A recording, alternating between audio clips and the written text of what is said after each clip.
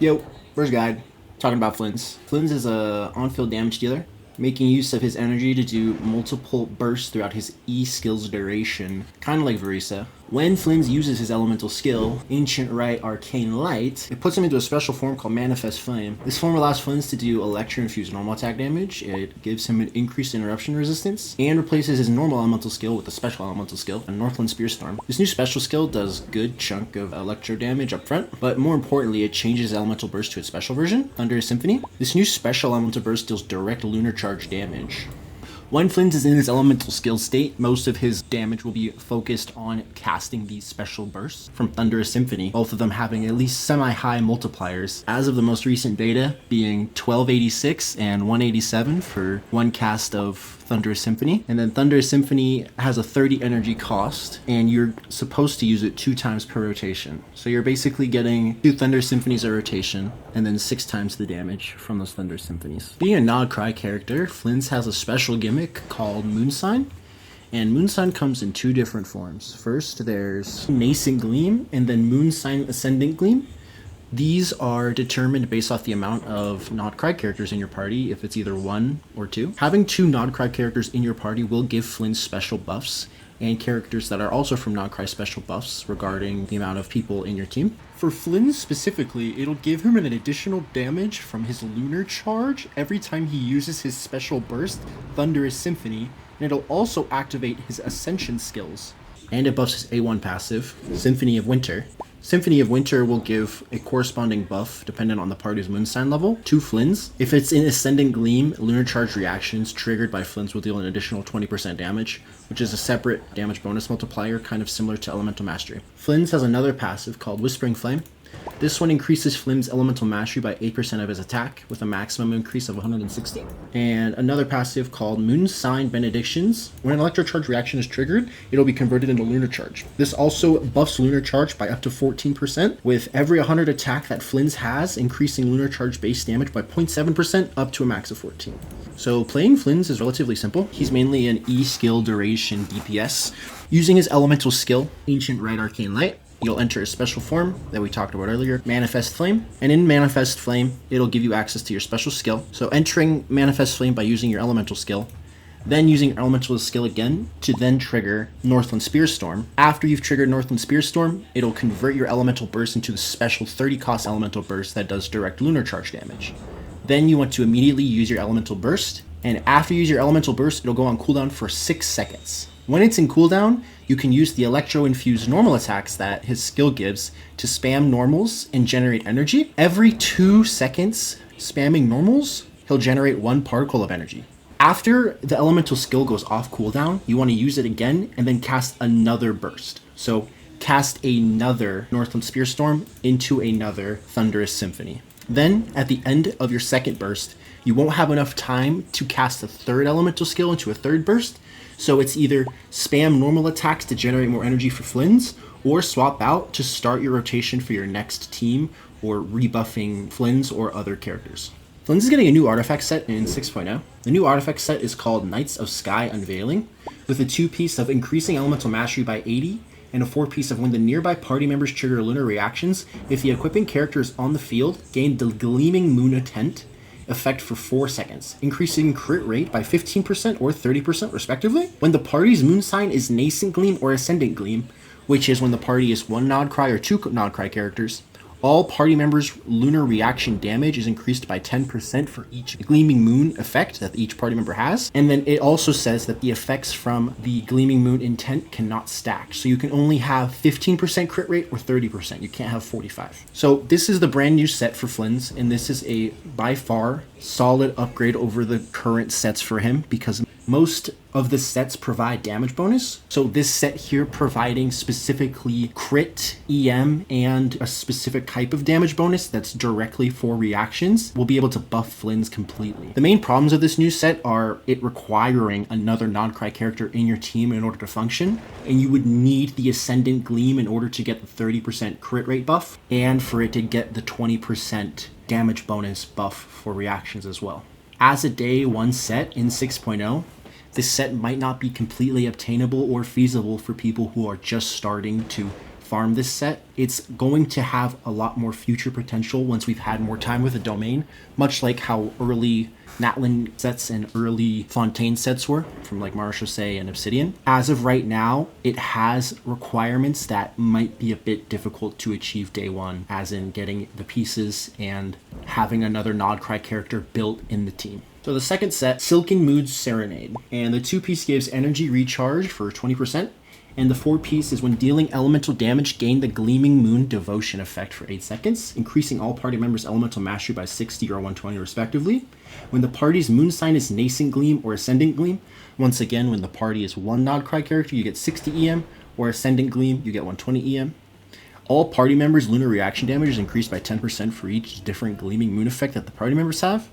And these effects cannot stack, meaning you can't have 180 EM, it's only 60 EM or 120 EM for the team. This set also can be triggered off field as well, as it's a support set. So, like the first set, this set also will be a day one set that's required for your support character, meaning it's a bit more difficult to build, and it'll be more of an investment in the future when we get more characters for Flins' teams that will work. As of day one, the best characters this will be for is Ineffa and Aino for the Flins team, and it still does fall victim to the fact that as a day one set, you need to have 2 Nodcry characters, they need to be built, and you need to farm these 2 sets. So it's going to be a little bit difficult to get off the ground until later on into Nodcry. As an early artifact set for early into Nodcry, Marechaussee will be a very solid day one option, with the only requirements being that you have to run Farina alongside Flins, which does have some anti-synergy. Marechaussee providing the 36% crit damage bonus will be nice for him, and the 2-piece not having really any value other than from his normal attacks, but it won't really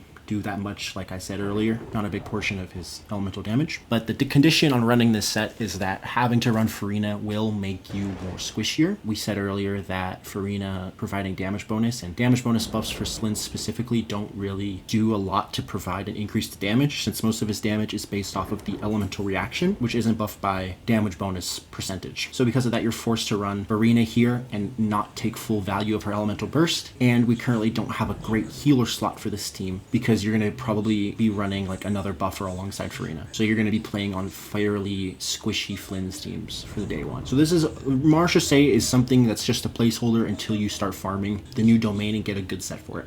Thundering Fury. Thundering Fury is a solid option when you first consider it. Flins wants to spam elemental skills, which then turn his burst into special bursts to use, and you want to use as many as possible. But at first glance, you would assume this is a good artifact set. But inside of Flynn's elemental skill description, it says that his elemental skill, Northland Spearstorm, can't have its cooldown lowered by external forces. The only way to reduce the cooldown of Northland Spearstorm is from constellations. So that already hinders the value of Thundering Fury by a lot, because you would assume you'd be able to get 3 mini bursts per rotation, but in reality, it's only 2, just like the other sets. What this does do is reduce the overall cooldown of his elemental skill duration. So the cooldown is 16 seconds for being inside of Manifest Flame form. So this will lower the cooldown of that, which could cause shorter rotations. But another problem with that is a lot of the characters that we have right now, specifically the Hydro characters, all of them have longer cooldowns than Flins himself already,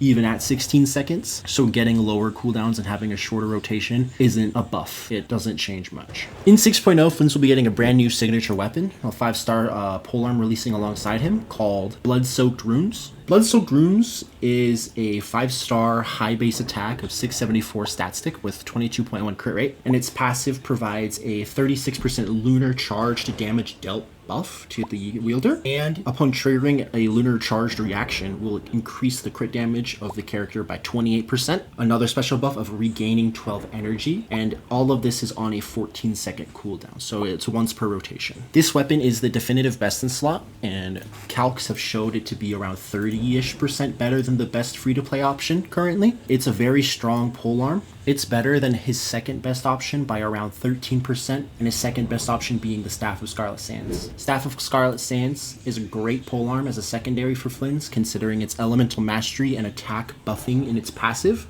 With its high crit rate though, it does run into some problems, considering that his signature set gives 30% crit rate, and then this weapon gives 44% crit rate, meaning that you will probably run into overcapping issues on high investment Flins builds. It does have a very low floor when it comes to building because of these high crit rate buffs, but the ceiling does get hindered because of it being able to be overcapped easily and having to build heavily into crit damage and other substats for it to be competitive at high investments. Staff of Homa and Jadewing Spear are both really strong 5-star stat sticks that you're mainly using for the high base attack and the secondary crit sub, but you're not going to really use them for anything other than that. Like, you're not using them for the passives. The passives aren't completely useless, but they're not the reason why you would equip these weapons. The best 4-star weapon for Flins is currently R5 of the Deathmatch, but this being a Battle Pass weapon already makes it a little bit less friendly, considering you need to buy the Battle Pass for 5 patches and select using the Deathmatch against the other 9 options. But currently it is technically the best in slot for Flins. It's around like 2% better, 3% better than his free-to-play Essence slot, which is the brand new polearm from Nodcry called Prospector's Shovel. Prospector's Shovel is a brand new polearm craftable from Nodcry with a 510 base attack at level 90 and a 41.3% attack buff, and its passive is where it gets really strong. So at R1 it gives an electro charge damage bonus of 48%, and at R5 it gives a 96% damage bonus. At R1 it gives a lunar charge damage increase by 12%, and then R5 24%. And then if you have 2 Nodcry characters on the team, it'll give an additional 12 to 24, depending on the refinement, lunar charge damage bonus to the original buff. So you could get 48% lunar charge damage or 24 lunar charge damage at R1. This weapon is currently very strong for Flins as a brand new option and should be considered over the majority of the other options past this. Missive Wind Spear, Skyward Spine, and Kitane Cross Spear, they're all solid options for Flins. Should be temporary while you're working on getting R5 of the new Nodcry craftable. So Flins' best team currently is Flins, Ineffa, Sucrose, and Ino. Ino is being the weakest slot here, and the core of Flins and Ineffa being fairly strong, with Sucrose as an EM buffer for shredding and sharing the EM buff across the whole team. The calcs for this team currently are around 100k. Earlier on in the beta, they were around 110k, similar to Skirk, but as of now, they're similar to Skirk without Farina. This team specifically harbors 3 Nodcry characters, meaning you can get away with putting Ino on the new Nodcry set and then put Ineffa on a buffing set like Tenacity of Melilith or Noblesse or something along the lines as a sub DPS instead of having her hold it. And then Sucrose here, she is stuck to usually TTDS or a high EM buffing weapon. Earlier in the beta we had a idea of the event weapon being a 400 EM buffer, but as of now it's down to 200 EM with an ER substat. It's alright, but currently TTDS is probably best in slot here for Sucrose. So she'll share around 200-ish EM to the team, which is a solid buff since there isn't really a lot of buffs Flins wants because most of them are damage bonuses. And Sucrose will also provide the shred for Electro and Hydro. Ino is really here because of her C1 and her C6. Her C1 providing the on-field character another 80 elemental mastery on top of what they have. And then at C6 she provides 15% lunar charge to damage increase, and then 2 Nodcry characters, it's another 20% on top of that, so a 35% lunar charge increase total. If you don't have Ineffa, then Yansan, Kujosara, and Fischl are all really good options. Yansan at C2 being the best option, providing around 690 attack and another 30% attack on top of that. While she can hold scrolls, it's not completely negligible. She does give a large amount of damage bonus at C6, so that does buff Flynn's normal attacks a solid amount, but once again, the reason you're using her here is for the attack buff. The attack buff is mainly what Flynn's would want, and as well as a battery option for Flynn's. Kujosara here is very competitive to C2 Yansan, but the requirement being that Kujosara is C6. Kujosara's C6 providing a very strong crit damage buff to electro damage and a similar attack increase of 652, disregarding the 30% from C2 Yansan, making her a very competitive option. It's usually more competitive at high investment Flins because of the high potential damage already being reached, and then crit damage being one of the